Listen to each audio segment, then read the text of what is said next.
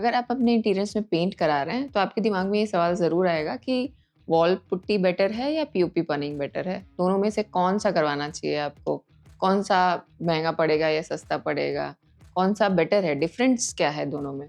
तो इस वीडियो में हम यही डिस्कस करने वाले हैं। नमस्कार दोस्तों, मेरा नाम है Nidhi Tiwari, I am an architect. चलिए वीडियो को शुरू करते हैं। तो सबसे पहले हम पीओपी पनिंग की बात करते हैं।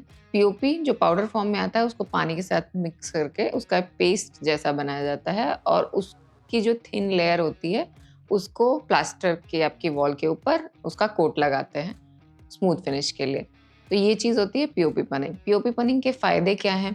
तो सबसे पहले पीओपी पनिंग बहुत इवनली स्प्रेड होता है और थोड़ी क्वांटिटी ज़्यादा एरिया में लग सकती है। ये सबसे बड़ा फ़ायदा है इसका। ये एक अल्ट्रा स्मूथ फिनिश देता है आपके पेंट को। अगर आप ये यूज़ करते हैं, तो आपके पेंट को एक प्रीमियम लुक मिल जाता है।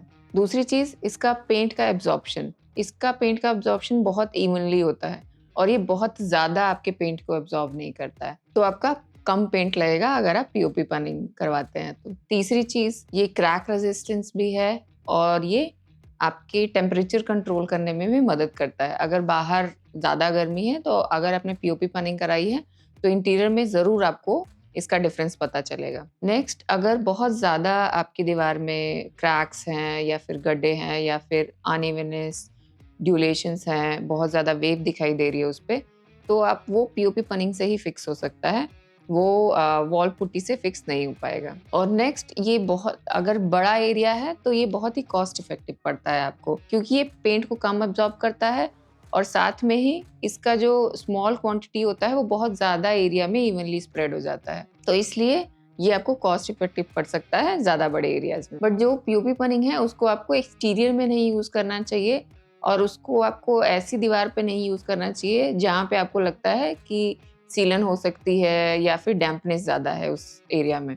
तो ऐसी जगह पे इसे अवॉइड करना चाहिए। अब हम वॉल पुट्टी की बात करते हैं।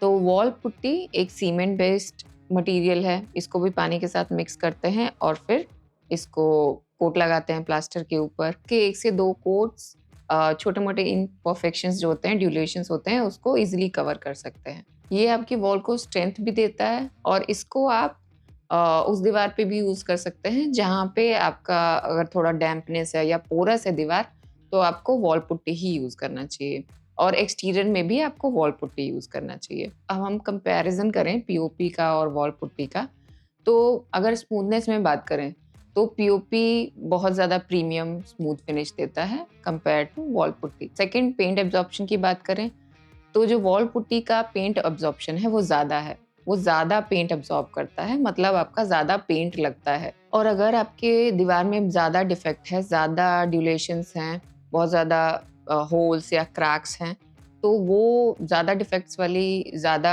गड्ढे हैं, कुछ ऐसे डिफेक्ट्स हैं, तो उनको वो भर नहीं पाती है वॉल पुट्टी ठीक से।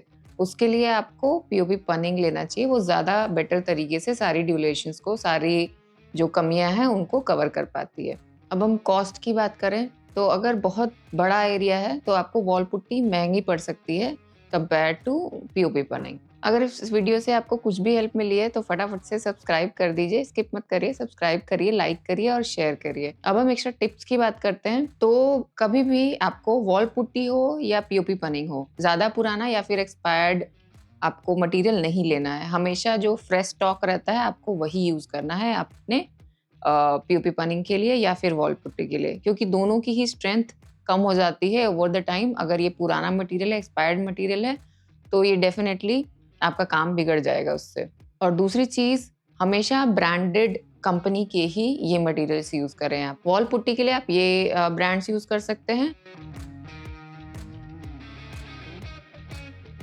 और पीओपी पनिंग के लिए आप ये ब्रांड्स ले सकते हैं।